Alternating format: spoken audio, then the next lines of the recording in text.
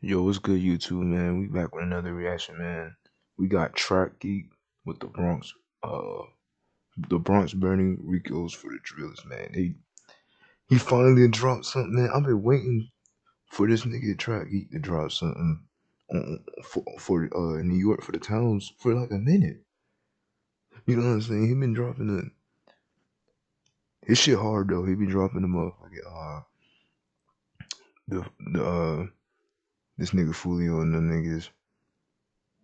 We had reacted to this shit, and you know what I'm saying, and Glock 9 and them other niggas for this shit. But yeah, man, I've been waiting for this shit for over a year. And yeah, man, we back to this shit, man. Let's get it. And I had no idea what drill rapping was, but I called my son. He sent me some videos, and it is alarming. At one time, the Bronx was a thriving community. That started to change. Where y'all niggas at, bro? Where y'all Lori Law niggas at? Y'all niggas pissing on my son, Goon War, nigga. Y'all niggas is fucking. You did somebody who died. His name was Rara. Yeah. Before he died, 2 days before he died, he said, I'm gonna kill you when I see you. Look how that worked. These individuals want to get credit for the harm that they're doing. The gangs are accused of operating out of public housing and often stalk their enemies in broad daylight. Why y'all running up Dolly? Why you running? Why y'all running? We are allowing music, displaying of guns, violence. We're allowing it to stay on. They've been doing this shit since the fucking 80s and shit. They just new generation, new shit going on. These sites.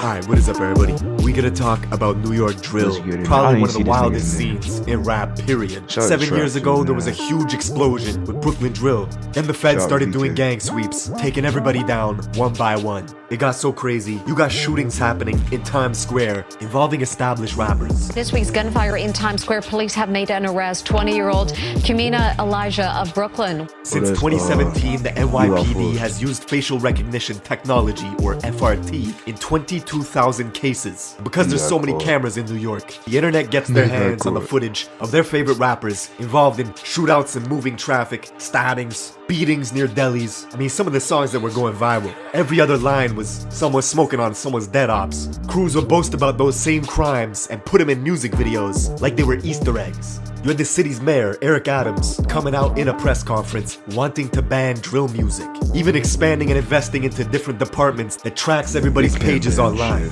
Much of that work is done here at the NYPD's Real-Time Crime Center.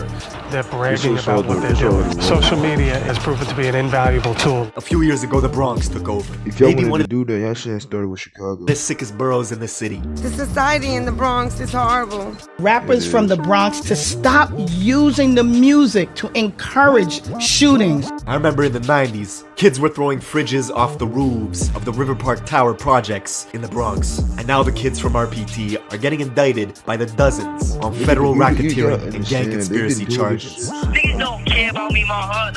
My heart only been like 3 months. Niggas really forgot about me already. The government trying to pin them for everything from murder all the way to animal cruelty. Talking about one of the most infamous drill voices in the scene, D-Thang, who was talking shit to a pigeon on an Instagram live stream with his boys, then shooting it dead for 100 viewers. Your little mate's right here. Dawg, wait. You gonna pick him up?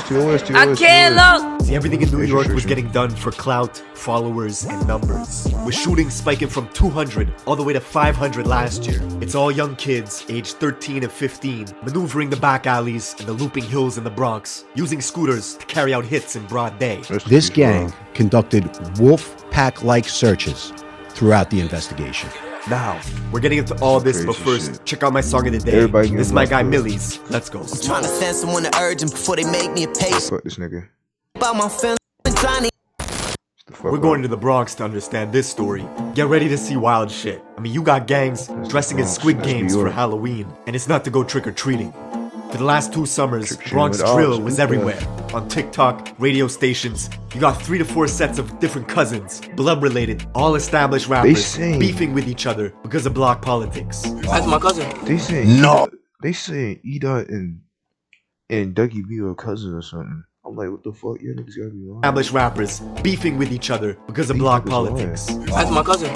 No, both of them are your cousins. Everybody's like, wait, hold up. They cousins, they're going at it, but he's cousins. Can't wait to see Auntie now. Huh.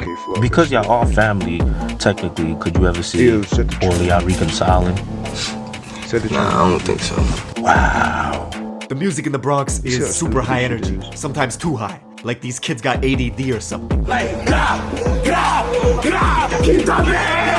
The Bronx has the biggest dropout rate in all of New York, and it's becoming a problem. You got kids going to school in rival territories, with different campuses getting metal detectors in them to squash gang shootings. Jelly! OIK, you heard? Jelly! OIK, you heard?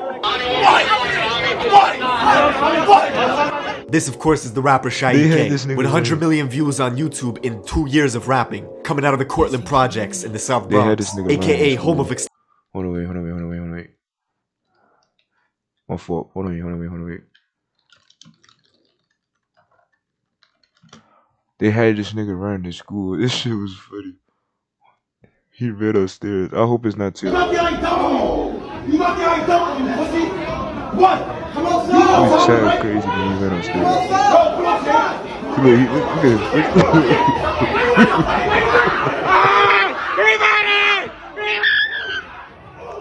that's really it. Extortion. In 2009, the Cortland Homes was subject to a police sweeping called Operation Bad Apple, which took down 52 people for racketeering and gang conspiracy. The NYPD even went on to build a police building right across the street from the projects called PSA 7. Even though a precinct and a Bronx borough court are literally a few blocks away. Cortland's home to popular rappers like B-Love and Shaike. Shah, who's known for having a deep-ass voice that doesn't really match his face, went to the rival school in Mott Haven campus, just 9 minutes away from his hood, where he would bug out towards any kid that repped the rival gang, the YGs. He was making posts talking about YG killer, even hopping on Instagram lives at 12 years old saying directly to a YG kid named Wuladi that he was gonna spare him. What's up, Via Wuladi? Yo, he said what's up, Via Wuladi? I know, I'm not gonna jump you, I'm gonna jump Nooks. 5 years later, Wuladi would get murdered. See, the Young Gunners, or the YGs, is an infamous Bronx-made gang which started in 2003 in the Mott Haven houses and the Patterson houses, just 10 minutes away from Cortland. 2 detention centers in the Bronx, Horizons and Crossroads, are breeding grounds for gang recruitment. And the YGs were formed to combat the overwhelming numbers of Bloods in adult jails like Rikers Island.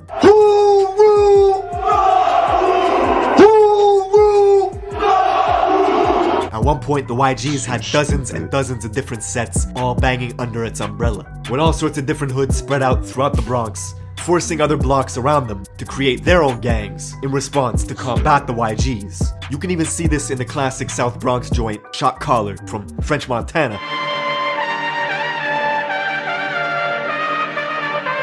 In the video, French is surrounded by YGs, and here, you can see the leader, GOIN, who was killed a few years later at Club Tropicana, beaten on the head with the glass base of a hookah pipe. And when the glass shattered, his ops used a metal rod inside the hookah to continue pounding his head, leaving GOIN drenched in blood. He died in a coma a week later. The youngsters who oppose YGs often cite this event to antagonize them.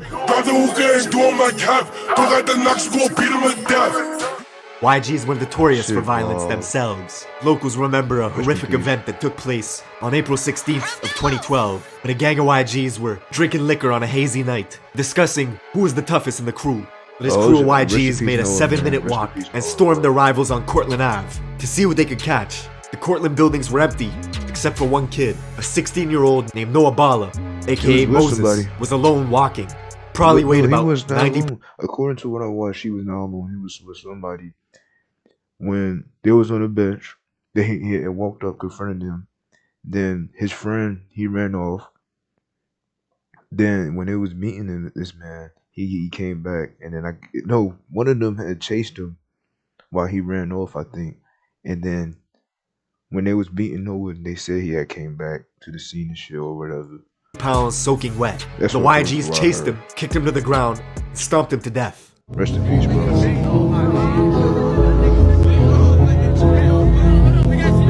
Kids from the Cortland projects hold Noah's name in high regard.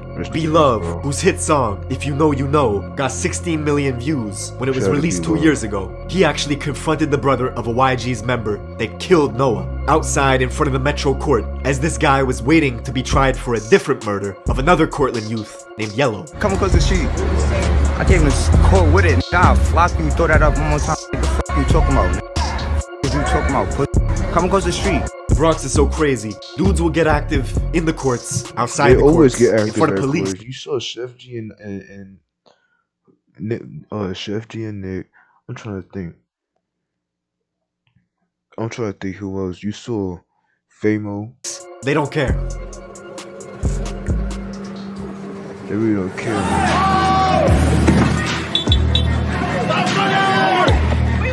What TV is that? I'm calling the police tonight. Now, Noah's death is brought up in dozens of drill songs, all to disrespect him in the Cortland projects. Notorious YG rapper D-Thang out of the River Park Towers, a YG stronghold in the West Bronx, made the song Wedgie Man This, Wedgie Man That. In it, D-Thang has a cold-blooded line talking about the beating of Noah. Just once I spin like a fidget. If we catch a hop, be going like that midget. So Jelly fall back, I'ma clip him. That song is riddled with disses. The title itself sounds funny. Wedgie Man This, Wedgie Man That. It's a direct shot at Shy EK, the rapper from Cortland, who was caught on camera getting a wedgie. Drag him! Yo! Do you like my new song? Wedgie Man This, Wedgie Man That. Now, D-Thang's home, RPT, the River Park Towers, alias the Death Towers, encompasses two 44-floor buildings and two 38-story buildings standing over the Harlem River.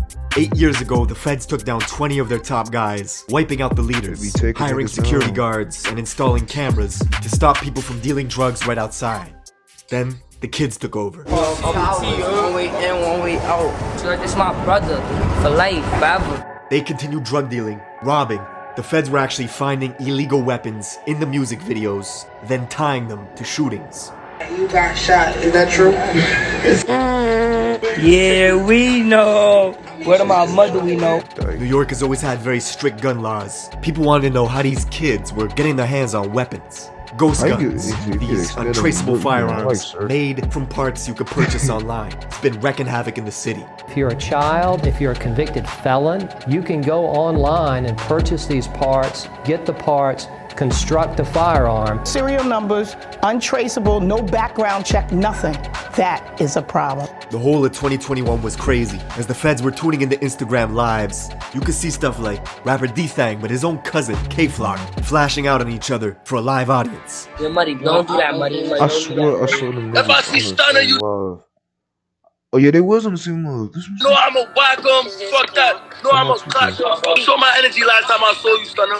K-Flock is literally D-Thang's blood cousin, coming from the famous Little Italy part of Central Bronx, near the 48th precinct. K-Flock's own mom pretended in an interview not even to know who D-Thang was. Him and D-Thang are cousins. No, she said, according to what sources said, at first she didn't know, then she came out to realize, oh, she didn't know type shit. I don't even know who that thing is. I'm the mom and I'm confirming it. That's nowhere near related to me at all.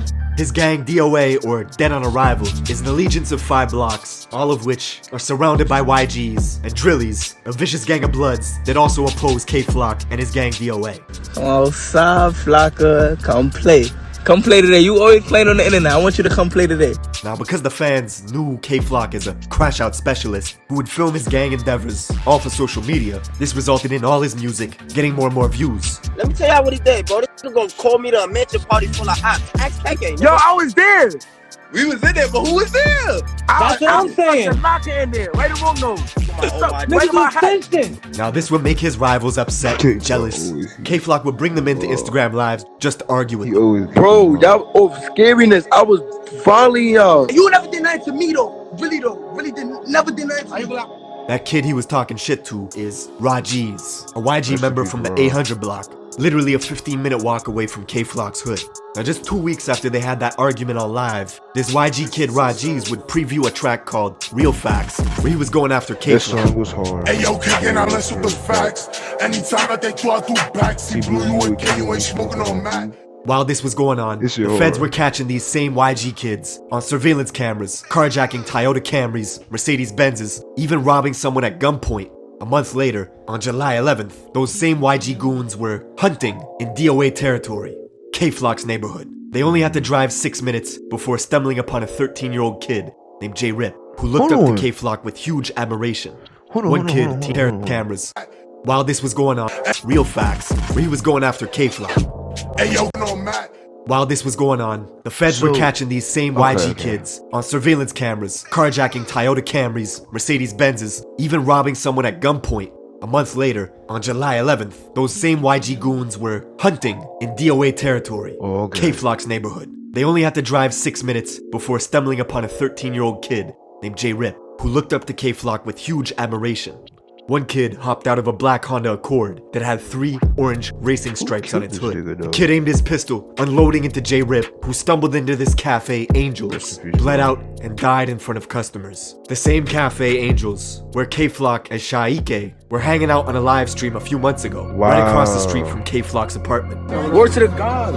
Don't slide. Don't try to go like doing some stupid shit. Word of J Rip's murder got out quickly that day. The kid Rajiz, who was on live with Flock a few months prior, was now on social media mocking J Rip's death. 7 hours later, Jay's friends went off to retaliate. They found Rajiz in a private Uber on the phone. 2 shooters on a scooter pulled up next to him, opened fire through the window, hitting him in the head and torso, killing Ra instantly. And all this happened in Mount Hope, a mile out from J Rip's murder scene earlier that day. Ra's family learned about his death from a friend who was on the phone with him at the moment he was killed. Revenge does not heal losing loved ones, but Flock's fame was exponentially growing. He got an offer for his very first show, upstate in Poughkeepsie, 2 hours out of New York City, where locals targeted him right away. 5 people were found shot, 1 stabbed, right outside the club Revel 32, as security at the venue scrambled, turning his tour bus into a makeshift ambulance, transporting victims to the hospital. The tour bus got shot up as well, because the people that were doing the shooting thought the K-Flock was inside it. Most of these victims were occupants of a private bus that had been identified as being in multiple locations here in the city of Poughkeepsie. But he managed to escape unharmed. The next day, K-Flock would pop out at Rolling Loud, New York for a surprise performance. No, because I remember his first concert. He was on top of the balcony with all his niggas and shit. And I remember in the video they had this nigga. He saw out in the crowd. He thought, oh, YK and shit. You know what I'm saying? I didn't know all this shit happened. It's the next stars in New York, K-Flock and B-Love. But he got into a brawl with another Bronx artist as their entourages clashed, thus banning Flock from the festival for life. But all this beefing just boosted his profile. That same night, he would drop the song Being Honest with G Herbo, which now has 25 million views on YouTube. It was like K-Flock was on top of the world, but he was still doing drills. 6 days later, he was in a rental car with his boys, driving to his cousin D-Thang's building, the River Park Towers, spotting an op, shooting them on the Roberto Clemente Bridge. You'd think it would stop there, but no. The next week, undercovers pulled K-Flock over in Yonkers, finding a gun in his sock, which if you know New York law... Hold the fuck on. When did this shit happen? Top of the world, but he was still doing drills. 6 days later, he was in a rental car with his boys, driving to his cousin D-Thang's building, the River Park Towers, spotting an op, shooting them on the Roberto Clemente Bridge. You'd think it would stop there, but no. The next week, undercovers pulled K-Flock over. Then, he went to this nigga and he was playing his song. No. Hold on. He was literally playing this nigga's song. I don't know if this is this. Hold on, wait.